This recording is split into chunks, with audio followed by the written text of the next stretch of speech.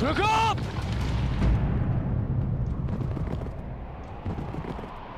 क्या हुआ मित्र? रुकने का संकेत क्यों किया? द्वारका के निकट ही है। अश्व के पश्चात के स्वर सुनाई दे रहे हैं युवराज। ये अश्व की नहीं, तुम्हारे पतन की पश्चात है ये कर्ण।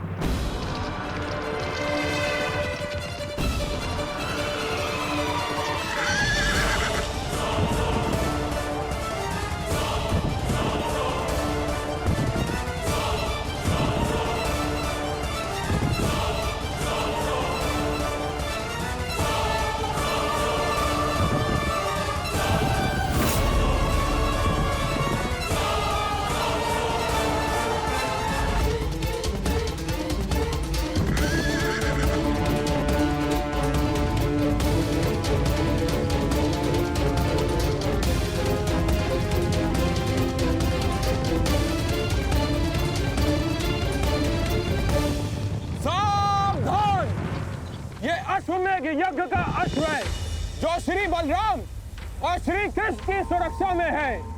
इसे रोकने वाला नारायणी सेना के साथ युद्ध को निमंत्रण देगा। अंगराज, ये अश्वमेध यज्ञ कर रहे हैं तो हम भी दिग्विजय यात्रा पर निकले हैं। रोक लो यश, हो जाने दो युद्ध। आज उस छलिए कृष्ण को भी हस्तिनापुर के वाणों का स्वाद चखने दो। नहीं मामाश्री, बात केवल कृष्ण की नहीं, हलधर बलराम की भी है। एक बार बलराम ने हमारी मित्रता स्वीकार कर ली, फिर जीवन भर पांडव हमारे समीप नहीं आ पाएंगे और ना ही कृष्ण हमारा कुछ भी बिगाड़ पाए। कर्ण, बलराम जैसे महाबली वीर से अभद्रता उचित नहीं। नहीं दुर्योधन, ना। आज इस अश्व को यूं ही जाने दिया तो सारे भारतवर्ष में यह संदेश जाएगा, यादवों का वर्चस्व स्वीकार कर लिया है हस्तिनापुर ने। ना मेरे सम्राट, ना। कर्ण, तुम हस्तिनापुर की सेना के सेनापति हो, स्मरण रहे। तुम्हारी विजय मेरे सम्राट दुर्योधन के नाम अवश्य होगी, परंतु तुम्हारी पराजय तुम्हारे मस्तक का ही कलंक बनेगी। कर्ण, स्मरण रखना। सोच क्या रहे हो कर्ण? रोक लो ये अश्व। कर्ण, ये अश्व रोक लो।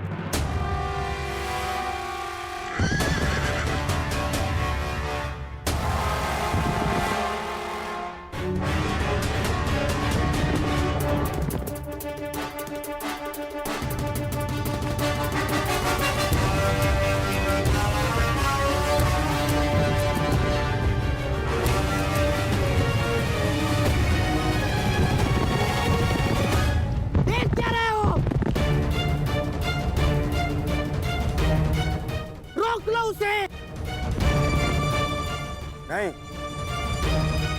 कर्ण,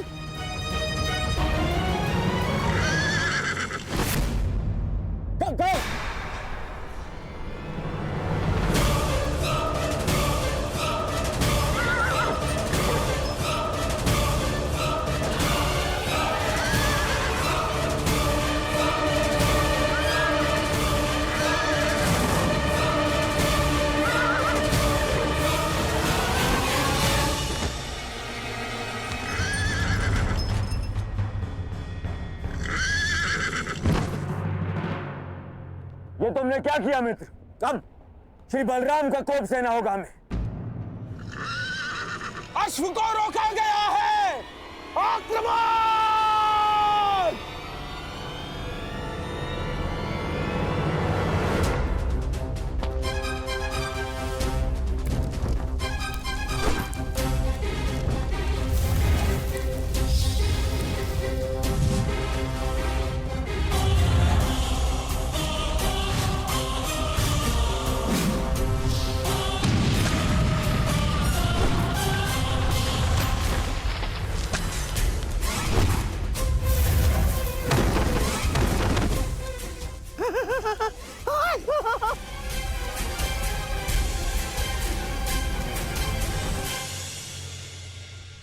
ठीक कहा था देवराज ने।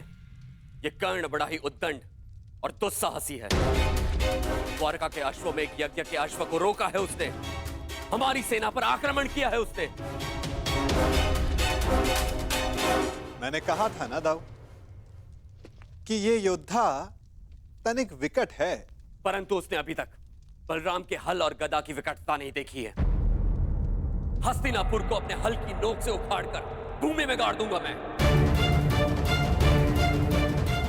मैं जानता हूं कि तुम्हें कर्ण प्रिय है, परंतु जो भी द्वारका के सम्मान की सीमा को लांघे वो मुझे प्रिय नहीं।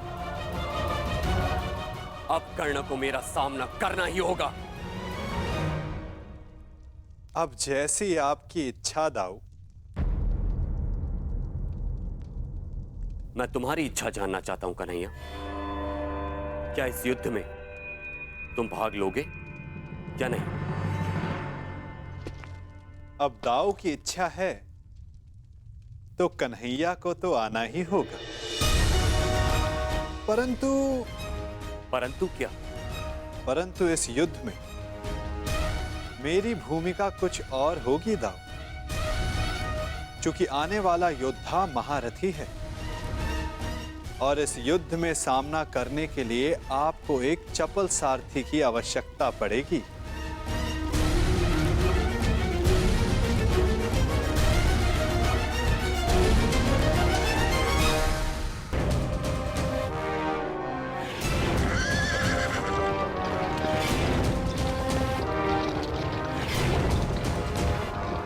लो सम्राट, ये छलिया सारथी बनकर आया है, अर्थात शस्त्र नहीं उठाएगा।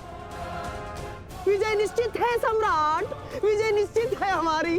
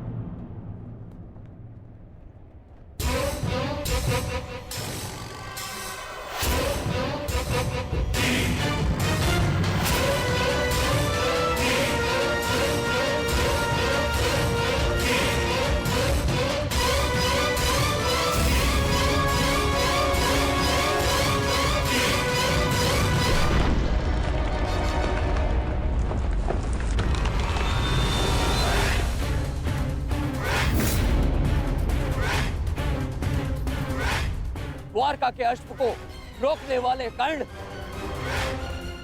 तेरा सामना बलराम से है। अपने प्रियजनों का स्मरण कर ले, क्योंकि तेरा स्वागत स्वयं यमराज करने वाले हैं। शत्रु ने ललकारा है, अंगराज उत्तर दो।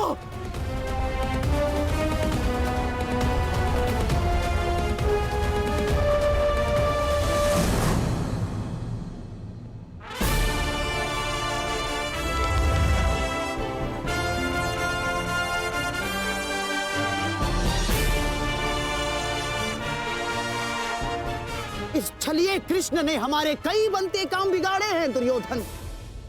आज इसकी पराजय का आनंद हम उठाएंगे। द्वारका का पतन होगा।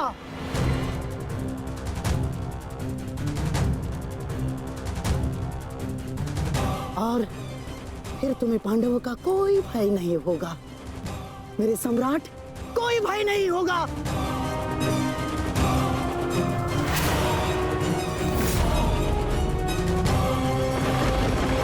बाण संधान करो कर्ण। तुमने बाण संधान किया और मेरा प्रतिशोध पूर्ण होगा। आज मेरे एक परम शत्रु की हार निश्चित है, या तुम्हारी या कृष्ण की।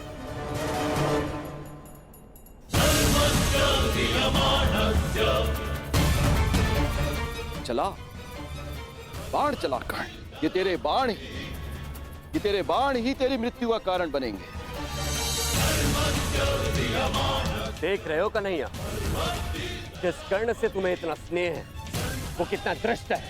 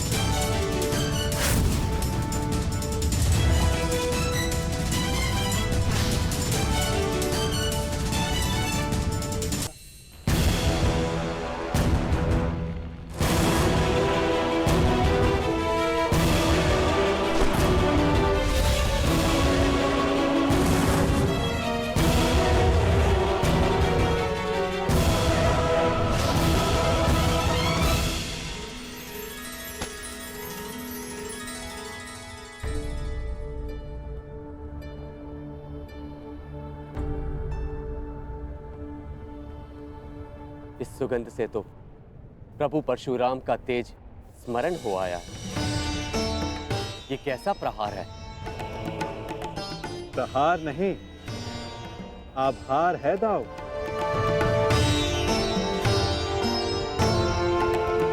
कहा था ना कि आने वाला योद्धा तनिक भिन्न होगा। हस्तिनापुर के युवराज की ओर से मैं परशुराम शिष्य राधेकर्ण श्री बलराम और वासुदेव को नमन करता हूं। शत्रु को नमन? जिस प्रकार आकाश में आया हर मेघ वर्षा नहीं लाता, उसी प्रकार आगे बढ़ने वाला हर पग शत्रुता का नहीं होता हलदर।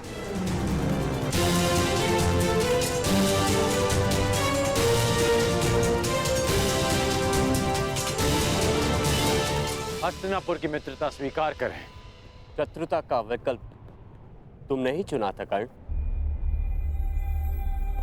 जब मित्रता ही करनी थी तो अश्वमेघ यज्ञ का अश्व रोका क्यों? ताकि यज्ञ पूर्ण करने की आपकी मंशा और आपके वीरों का परिश्रम व्यर्थ ना जाए।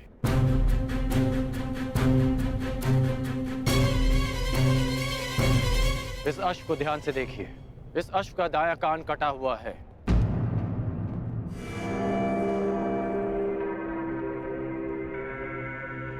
अर्थात इसका अंग भंग है और नीति अनुसार अंग भंगित अश्व के साथ किया गया यज्ञ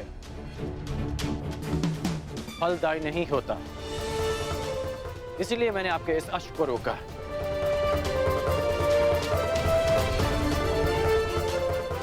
हलधर, मैं स्वयं आपको समझाना चाहता था, परंतु उससे पूर्व आपके वीरों ने मुझ पर आक्रमण कर दिया और कदाचित मुझे उसका उत्तर देना पड़ा। परंतु आपने स्वयं देखा होगा कि मैंने उन्हें केवल निशस्त्र किया, उनके प्राण नहीं लिए। तो तुमने मेरी सहायता करने के लिए अश्व रोका।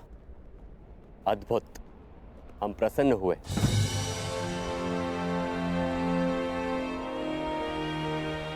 यह अश्व लाने का उत्तरदायित्व किसका था? कान्हा,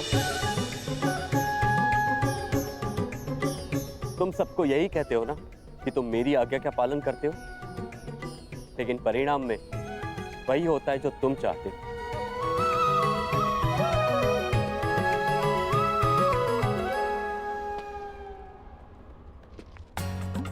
अब क्या करूं दाऊ, मेरा भाग्य ही ऐसा है।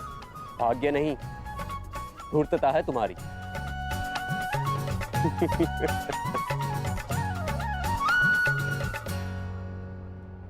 तुम्हें लेके मेरे मन में जो भ्रम था, वो भ्रम तुमने तोड़ दिया है। हम प्रसन्न हुए। कहो, क्या इच्छा है?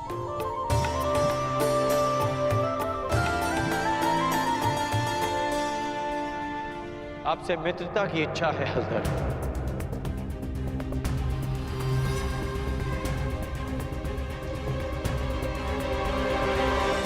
और एक आश्वासन भी बलराम, आवश्यकता पड़ने पर आप और आपकी सेना हस्तिनापुर की सहायता अवश्य करेंगे।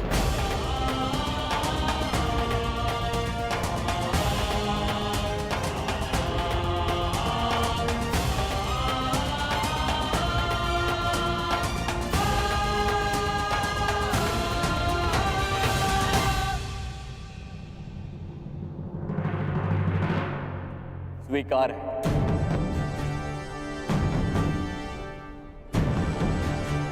परंतु मैंने तुमसे कुछ मांगने को कहा था कर्ण। इस समय मेरा लक्ष्य युवराज दुर्योधन को सर्वशक्तिशाली बना देना है।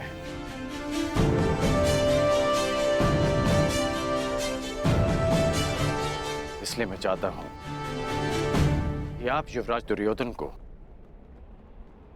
गदा युद्ध की शिक्षा दें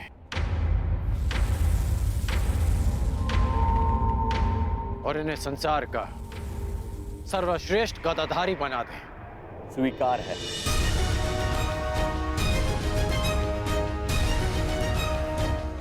आओ, द्वारका का आतिथ्य ग्रहण करो।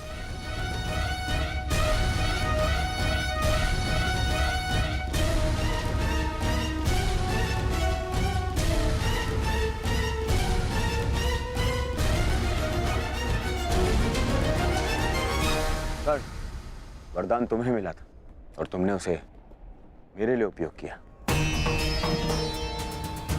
आज तुमने एक बार फिर ये सिद्ध कर दिया कि संसार में यदि कोई मेरा सबसे बड़ा हितैषी है तो वो तुम हो कर्ण। मैं हस्तिनापुर का हितैषी हूं युवराज, और हस्तिनापुर युवराज का सेवक।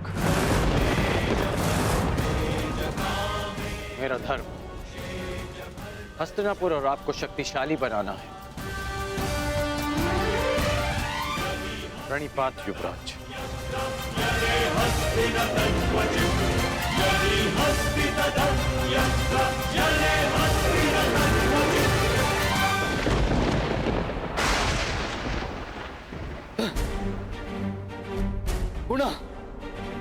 पुनः मेरे प्रयास आज सफल हुए।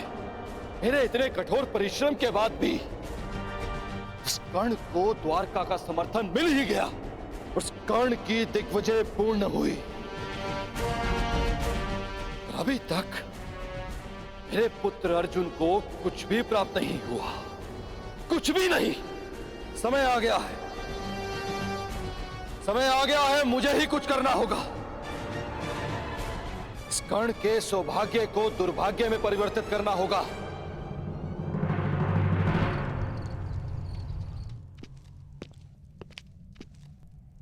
दिग्विजय पूर्ण हुई कर्ण।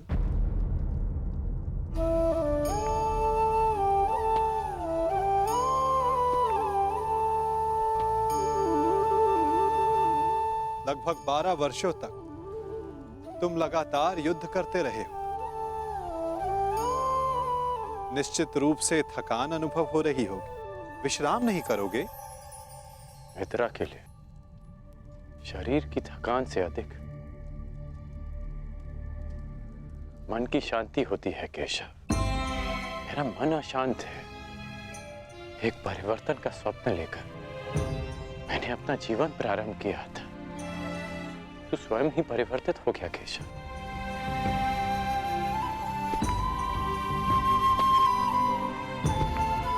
परिवर्तन चाहते हैं और स्वयं के परिवर्तित होने से घबराते हो। ये दोहरा व्यवहार उचित नहीं राधे। मैं ऐसा परिवर्तन नहीं चाहता था केशव। मैंने सदा स्वतंत्रता की कामना की थी, और आज स्वयं मैं हस्तिनापुर का दास बन गया। मैंने तो कितनी बार तुमसे ये बंधन तोड़ देने का आग्रह किया अंगराज, तुमने ही नहीं। जानते हो मन में संतोष क्यों नहीं है? क्योंकि लक्ष्य शुद्ध होने के साथ साथ साधन और सहायक भी शुद्ध होने चाहिए।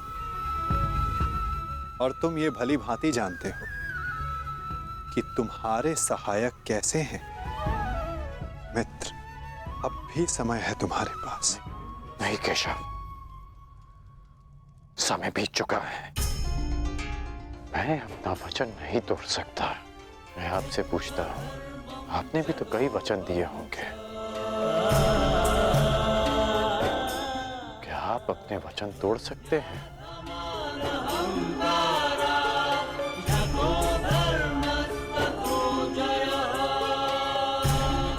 कौन जाने मित्र, भविष्य में क्या छिपा है। तुम बताओ, अब दिग्विजय के पश्चात तुम क्या करोगे? केशव, मेरा मन अशांत है। सोच रहा हूं कि हस्तिनापुर जाने से पूर्व गुरु परशुराम के दर्शन करा। विचार उत्तम है मित्र, परंतु स्मरण रखना, कभी कभी अकेला यात्री मार्ग में भ्रम के जाल में फंस जाता है। प्रयास करना कि भ्रम के जाल में ना उलझ जाओ। केशव,